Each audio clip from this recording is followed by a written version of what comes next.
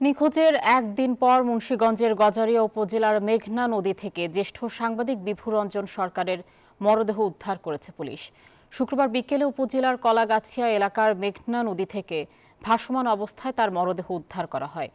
পরে সন্ধ্যায় বিভুরঞ্জন সরকারের পরিবার গিয়ে মরদেহটি শনাক্ত করে।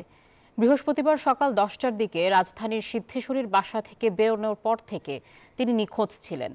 তার নিখোঁজ হওয়ার কথা জানিয়ে রাতে রমনা থানায় জিডি করে তার পরিবার।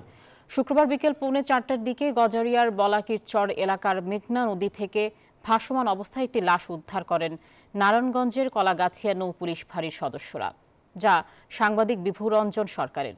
তিনি দৈনিক আজকের পত্রিকার জ্যেষ্ঠ সহকারী সম্পাদক হিসেবে কর্মরত ছিলেন। দর্শক, এ নিয়ে বিস্তারিত জানাতে মুন্সিগঞ্জ থেকে সরাসরি যুক্ত হচ্ছেন সহকর্মী শরীফ সুমন। শরীফ, নিখোঁজের একদিন পর মেঘনা নদী থেকে বিভুরঞ্জনের মরদেহ পাওয়া গেল, এর ব্যাপারে স্বজনরা কি বলছেন? ধন্যবাদ আয়েশা। আমরা এখন অবস্থান করছি মুন্সিগঞ্জের যে সদর জেনারেল হাসপাতাল রয়েছে, সেই হাসপাতালের মর্গে রয়েছে এই সিনিয়র সাংবাদিক বিভুরঞ্জন সরকারের মরদেহ। আজকে বিকেলে গজারিয়ার মেঘনা নদী থেকে নারায়ণগঞ্জের কলাগাছিয়া নৌ পুলিশ এই লাশটি উদ্ধারের পরে এই মুন্সিগঞ্জের যে সদর জেনারেল হাসপাতাল রয়েছে, সেই সদর জেনারেল হাসপাতালে মর্গে এনে রাখে এবং পরে রমনা পুলিশের মাধ্যমে সেই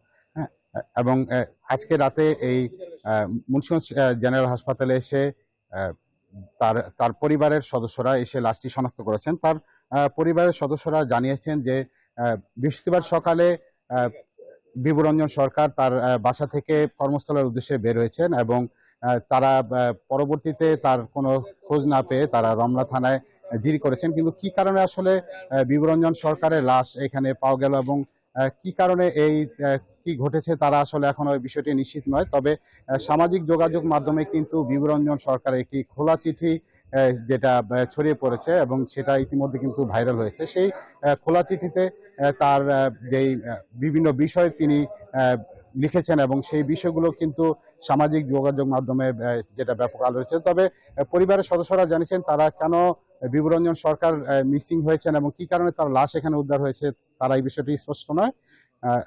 এবং কলাগাছিয়া নৌ পুলিশ আমাদেরকে জানিয়েছেন তারা বিষয়টি তদন্ত করছেন, তারা তদন্তের মাধ্যমে এই বিষয়টি উদ্ঘাটন করার চেষ্টা করবেন। মুন্সিগঞ্জের সদর জেনারেল হাসপাতাল থেকে আমার কাছে